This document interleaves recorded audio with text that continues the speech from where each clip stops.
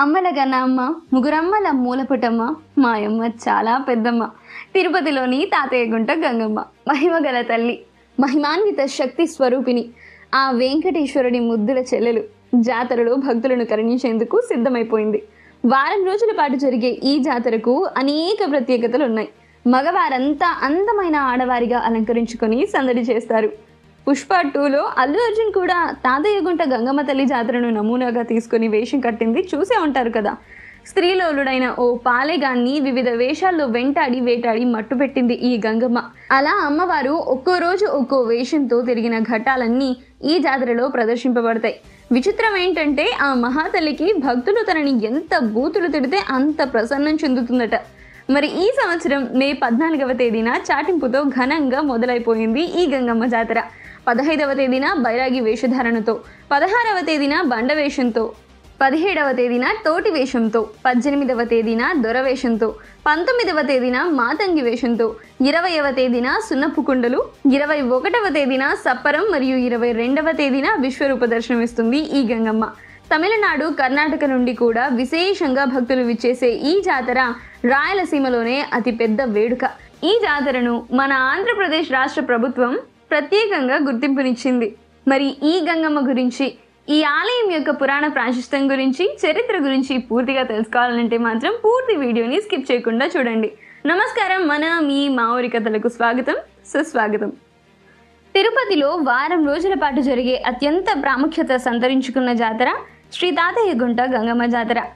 ఈ గంగమ్మ జాతరలో వారం రోజుల పాటు వివిధ రకాల వేషధారణలను ధరించి అమ్మవారిని దర్శించుకుంటారు భక్తులు.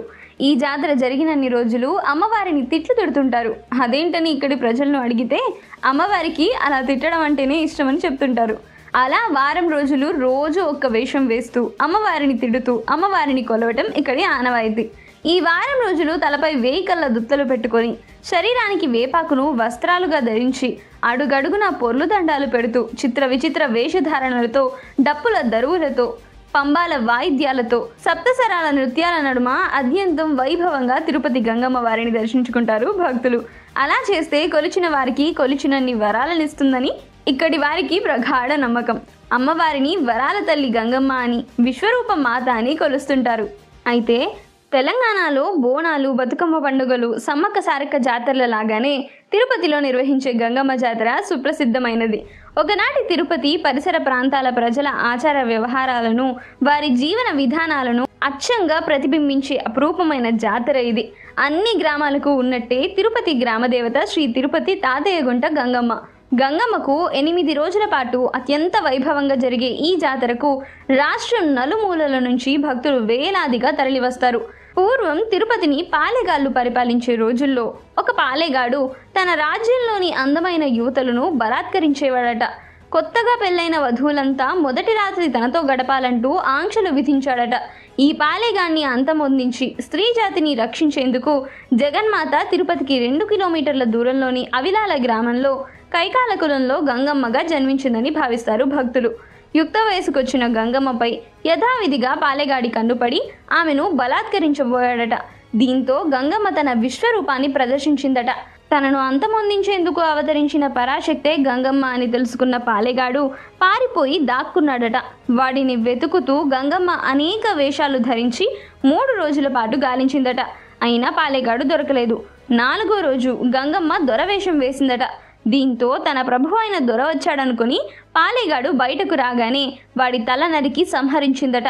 ఈ దుష్ట శిక్షణను తలుచుకుంటూ ఆ తల్లి తమను చల్లగా కాపాడాలని కోరుకుంటూ ఏటా ప్రజలు ఈ జాతర చేస్తున్నారు. తమిళ సంప్రదాయం ప్రకారం చిత్రనెల చివరి మంగళవారం రోజున చాటింపు జరుగుతుంది. ఇందులో భాగంగా ఉదయం ఆలయ ప్రాంగణంలో అమ్మవారి విశ్వరూప స్తూపానికి అభిషేకం చేయించి వడిబాలు కడతారు.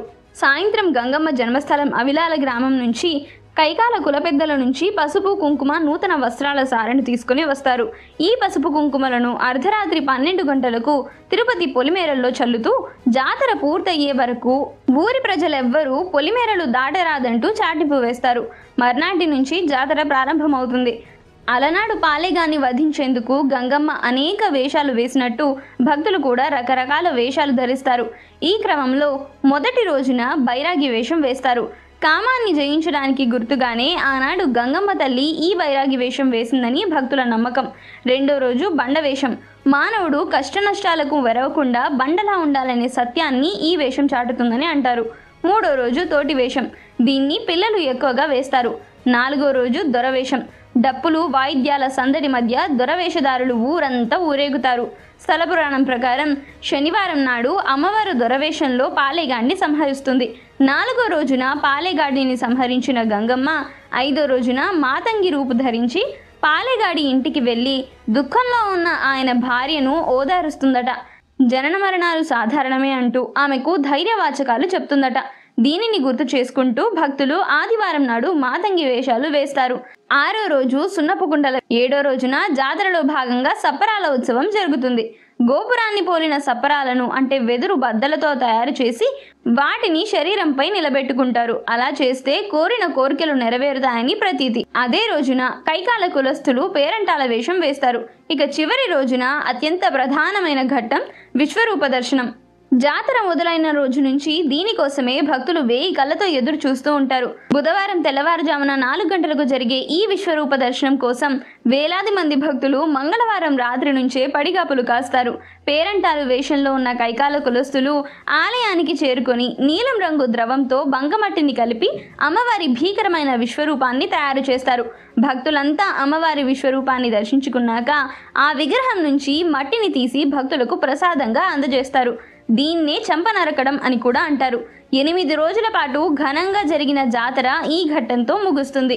మరింత ఆసక్తికరమైన విషయం ఏంటనంటే గంగమ్మ తల్లి తిరుమల వెంకటేశ్వరుడి చెల్లెలని ప్రతీతి.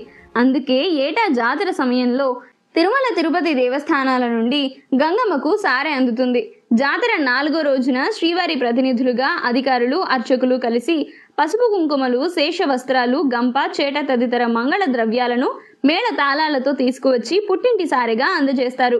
పూర్వం తిరుమల వచ్చే భక్తులు ముందుగా గంగమ్మను పూజించిన తరువాతే స్వామివారి దర్శనానికి వెళ్లేవారట. ఈ విషయం తెలిసిన వారు ఇప్పటికీ అదే తరహాలో గంగమ్మ తల్లిని దర్శించుకున్నాకే శ్రీవారి దర్శనం చేసుకుంటారు. తిరుపతి ఆడబిడ్డగా గంగమ్మను ప్రజలు భావిస్తారు. పూర్వం రోజుల నుండి నిర్వహిస్తున్న ఈ జాతరను కన్నులారా చూసేందుకు భారీ సంఖ్యలో ప్రజలు తరలివస్తారు. 7 రోజులు గంగమ్మ వేసిన వేషాలలో కనిపిస్తూ బూతులు తిడుతూ ఉంటారు. ఇదండి తిరుపతి గంగమ్మ జాతర విశిష్టత. ఎంత ఆసక్తికరంగా ఉంది కదా. మీరు తిరుపతి వాసులే అయితే మీరే వేషం వేస్తున్నారు మరి ఈసారి గంగమ్మ జాతరకు? కామెంట్ చేయండి. ఈ వీడియో నచ్చితే లైక్ చేసి మీ ఆత్మీయులతో షేర్ చేసి ఇంకా ఈ ఛానల్ని కనుక సబ్స్క్రైబ్ చేసుకున్నట్లయితే వెంటనే సబ్స్క్రైబ్ చేసుకుని పక్కనే ఉన్న బెల్ ఐకాన్ పై క్లిక్ చేయండి. ఇలాంటి మరొక ఆసక్తికరమైన వీడియోతో మళ్ళీ మీ ముందుంటాను. అంతవరకు సెలవు మరి.